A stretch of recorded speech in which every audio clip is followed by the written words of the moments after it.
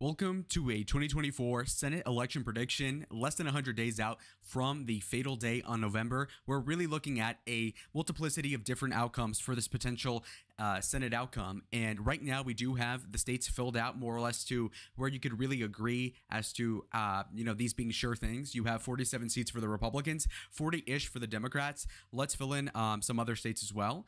To get started, by the way, we're going to fill in some states that are pretty obvious. Okay, so Minnesota is going blue. Donald Trump may very well win the state of Minnesota, but Kamala Harris will probably, even if she loses, still have a Democratic senator at her behest. In that case, it would be Amy Klobuchar. Amy Klobuchar has been outrunning Republicans at the state and federal level for the better part of 2 decades. And so she has been a juggernaut for whatever reason you could even think of in the state of Minnesota. So that's pretty much a shoo-in.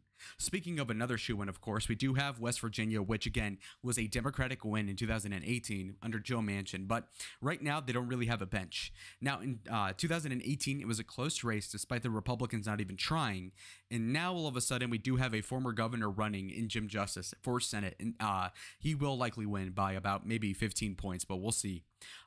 But even though you might say that some states are kind of closer than you might expect, I think these are conclusively Republican states, and we do have 41 conclusive Democrat states. But let's kind of narrow down the periphery over here. So first and foremost, let's get into Montana. Montana has interesting polling results. Donald Trump is likely to win Montana from anywhere from like 15 to 20 percentage points, which might make you think, okay, well then why the hell are liberals on Twitter or on the news saying, oh, it's a competitive race?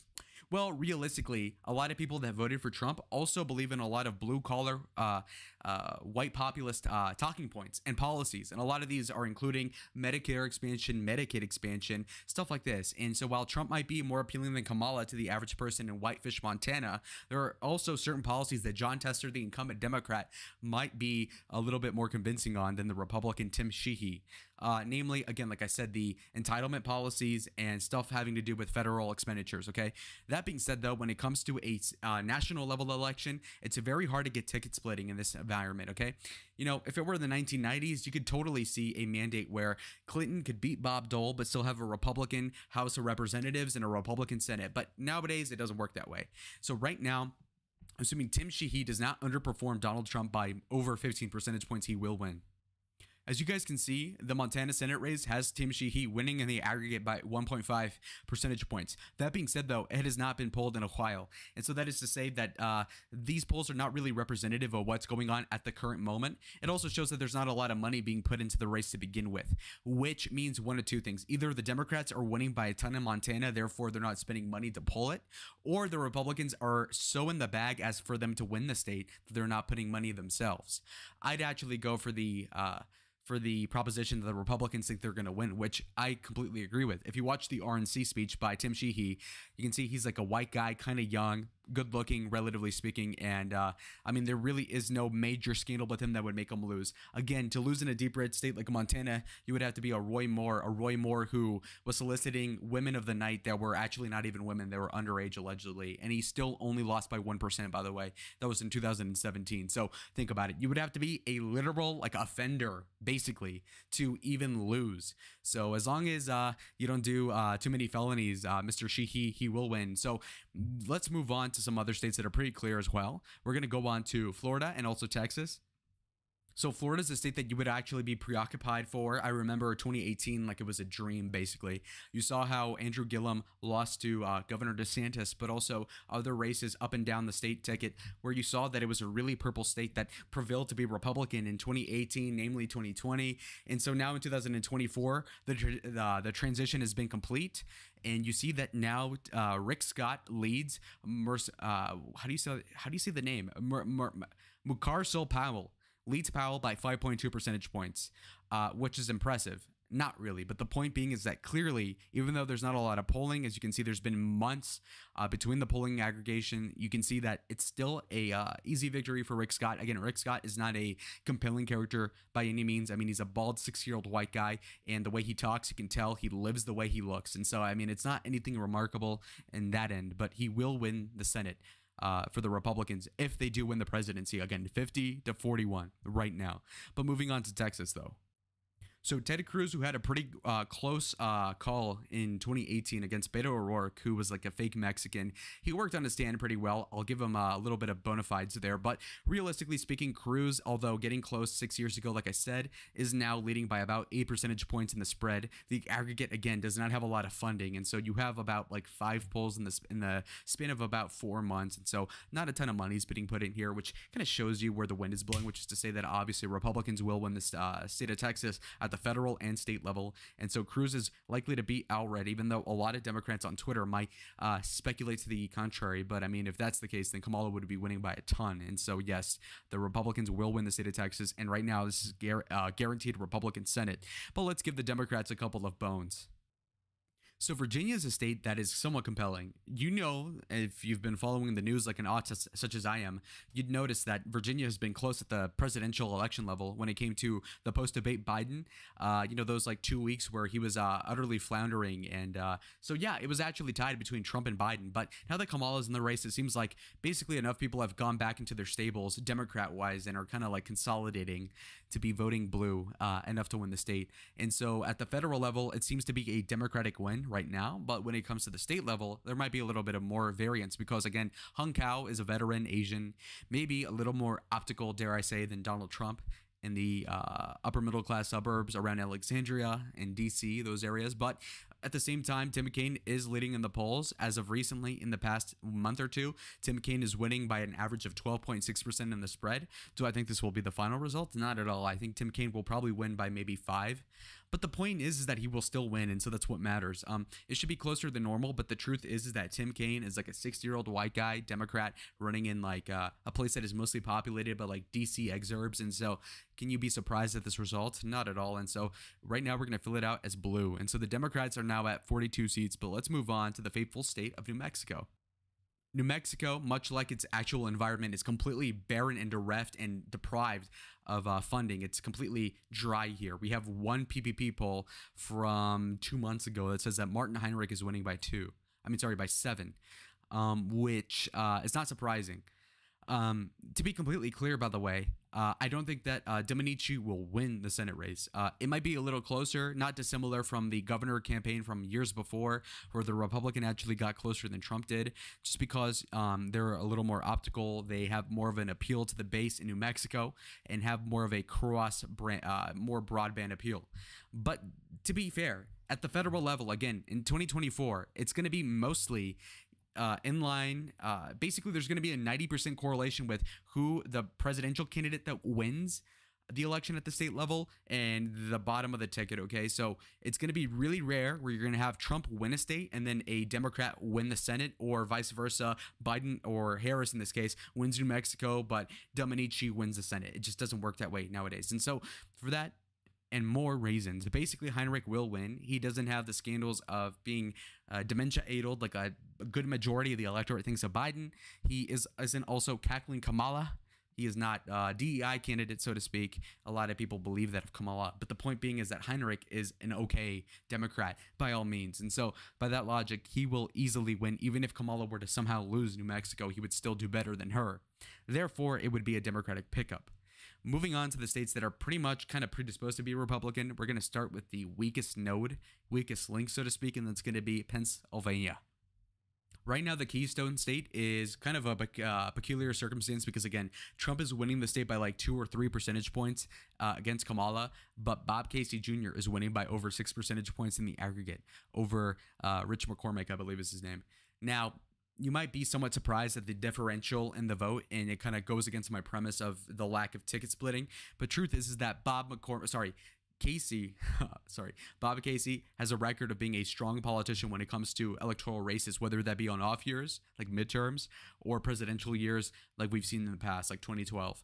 The point being is that the guy is pretty much an electoral juggernaut by all means, and so he is likely to win even if a Democrat were to lose at the state level. Now, God forbid Josh Shapiro becomes the nominee for the VP, in which case then it becomes almost a done deal at that point. And so Bob Casey comes off like a moderate Democrat. You could argue the actual truth to that statement, but the bottom line is that voters see him that way, and so he's leading by 6. It'd be really difficult for Trump to push and in this case pull McCormick with his coattails towards the finish line. And so 44 to 51 Senate seats. Let's move on to Ohio, though.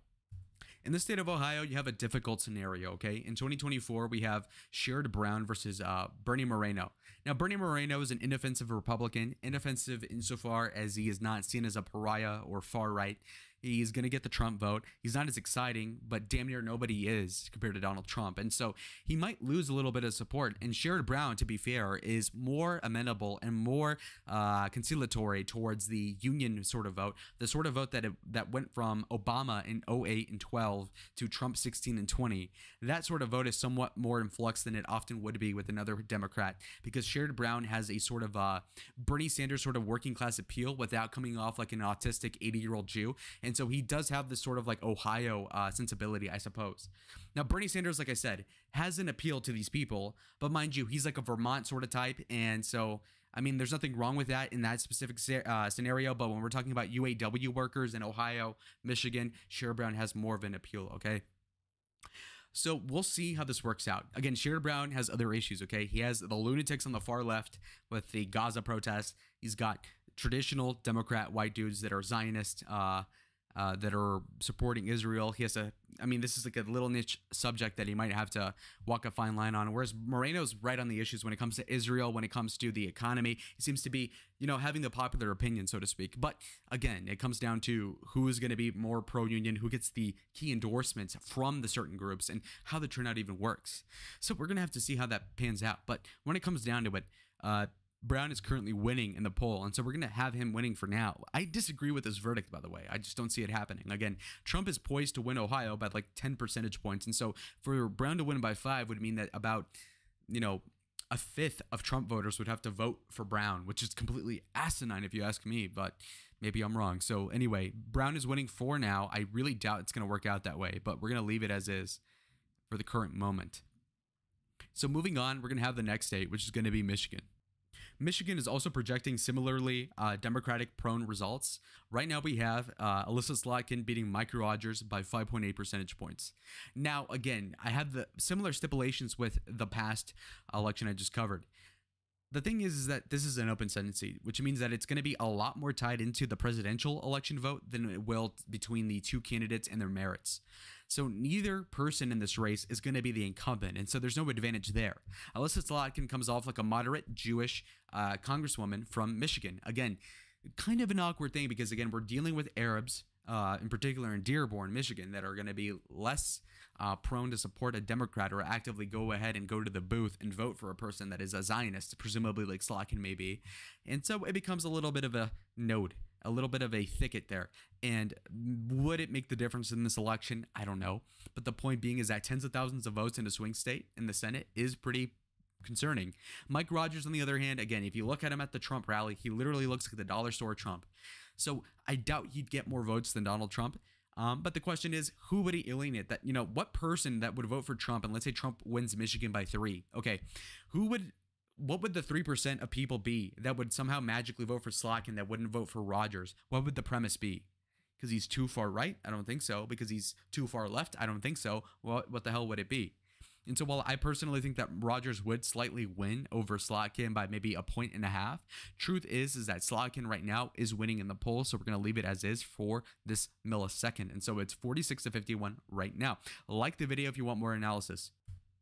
Wisconsin is another state that is really complicated in regards to the polling. You don't know whether or not you're being pump faked with so many liberally slanted polls. But as of right now, we do have the state pointing towards a victory for Tammy Baldwin, the incumbent senator of Wisconsin, by over 6 percentage points, which seems a little bit like a highball. And it realistically is, because if you add up the aggregation right here, you'd notice that they'd only get to 93 percentage points of the entire vote. And so there's about a good 6 to 7% of undecided votes, which you can understand as being reasonable given that we are months away from the election itself. Point being, though, obviously that Hovde has ground to catch up. Obviously, if he's at 43.6 percentage points and Trump is likely to win the state by, let's say, 3, truth is that Hovde has another like 8 points to catch up with. And so while he might lose, let's say, to Baldwin, Baldwin might get 51 and Hovde might get 48 or something. that is still a 3-point loss, which is somewhat closer than his 6.2. And so I don't believe the polls for a second. Obviously, you can tell that it mathematically doesn't check out with your impulses. I'm really hoping. But anyway, the point being is that clearly Hovde is lagging behind. Now, this might be for a myriad of different reasons. When people are being polled and you're being asked between the incumbent and somebody in Hovde that a lot of people in Wisconsin don't know who that is, then all of a sudden they might say, well, I'm going to stick with whoever I know for now. And they park their vote, their survey answer with Baldwin. And you can see that indicated in the polls. That being said, of course, Hovde does need to work hard, obviously. I mean, this is a difficult election. Baldwin will most likely do better than Kamala, and I think most people would agree with that. And so it's a troubling prospect if Hovde will win. I'd say it's like a 50-50 proposition at this point, or maybe 40-60 against him. I want him to win, but I mean, the point being is that right now it's Democrat. And so we're 47-51. We have 2 more seats to talk about. We're going to go to Nevada. So as of right now, Jackie Rosen is leading Sam Brown, I believe his name is, by about 4 percentage points. This result is a little bit skewed because, as you can see here, when you add both percentages up, 46.7 to 42.7, you can understand that that is still not adding up to anywhere near 100. In fact, you're under 90%, and so there's still like 12% undecided vote. And while that still would lead to Rosen winning by like 2, the truth is that Rosen is likely not to do much better than Kamala. A couple of different reasons, okay? So Nevada has been shifting Republican over time. We got super close to a Adam Laxalt Senate seat in 2022. And you'll notice that Nevada in 2024 is more favorable to the Republicans than they were a few years ago, despite it being a midterm that was supposed to be a red wave. The point being that that mirage got felted by the abortion issue most likely. But when it comes down to this upcoming race we have in a couple months, Brown seems to be poised to run in concordance to Donald Trump. Jackie Rosen doesn't have Trump's Trump card that would make her stand out as like an amazing politician, and I think anybody in the comments can agree. But the point being is that right now she is leading in the poll, so we're gonna leave it as Democrat, even though I somewhat disagree with this result, as obviously if Trump wins the state of Nevada by like 5 in my estimation, then how the hell are you gonna underperform that 5 percentage points as a Republican candidate like Sam Brown? Okay, so anyhow, we're gonna leave this as blue, but we do have one more state, the state that I live in, Arizona. So as of right now, the state of Arizona has Ruben Gallego winning by 3.4 percentage points, which is interesting because, again, if you were to add up these two numbers, you'd notice that it only adds up to 90 percentage points. And so there's plenty of room here, but not really, actually. There's about 10% undecideds, and Kerry's losing by like 3.5. And so it would take a lot for her to win those undecideds to come over the or to triumph over the Gallego margin. And so it's a difficult proposition, okay? So the relative aggregate is really confusing. Lake has been losing basically the entire race thus far, which leads you to think that she might lose, which totally could happen. In fact, it's the most likely scenario. But the truth is that also there's some complicating factors which are good for her. Kari Lake, for one, is a MAGA candidate. Nobody can divorce the idea of her and Donald Trump from being a together sort of proposition, which is to say, of course, that if Donald Trump is poised to win the state of Arizona by, let's say, 5 percentage points, assuming Mark Haley is not the nominee for vice president, then all of a sudden, Kari Lake would have to severely underperform Donald Trump to really lose the seat at that point. Again, the Trump coattails in the state of Arizona, I predict to be pretty strong. That being said, right now, before the entirety of the race is consummated and before the DNC and all that, it seems like Gallego is leading Lake, which makes sense because, again, Lake is somebody who has the MAGA support minus some people, which is hard to believe, but it's true. Like, you know, and Gallego is right now being perceived as like a moderate generic Democrat, even though if you look into his policy, the guy's insane. He might be built like a chipmunk, but he has radical policies in my estimation. And so he looks kind of noble, kind of soft, but you can believe his policies are soft in the wrong ways when it comes to the border, when it comes to drug coming over the border, etc. But the point being is that Lake right now is on the downtrend, polling wise, at least right now. And I hope she wins, but I mean, it's looking pretty bad right now. Again, I predict her to have a positive trajectory going forward, but for now, we're going to leave it as a blue state, just going by the polls currently. And so right now we have a Republican Senate by only 1 seat. J.D. Vance, if one Republican betrays the caucus, he would have to split the vote basically and vote on the side of Trump lest he gets a Twitter tirade, which would be much deserved in my opinion. But anyhow, again, Republicans get 51 Senate seats to their control. You have the Democratic Party with 49. So in this scenario, it'd be really close, and maybe they wouldn't get a lot done. Republicans, that is, in the Senate. But we'll see how it plays out. I personally think it'd be like 53 to 54 Republican seats. But, I mean, there's still like 95 days left, and so we'll see how the thing shapes up. But anyway, I'll see y'all on the next one. Adios. And like the video. If you don't like the video, I will track you down and I will stare at you for 2 seconds. Okay, see you. Bye.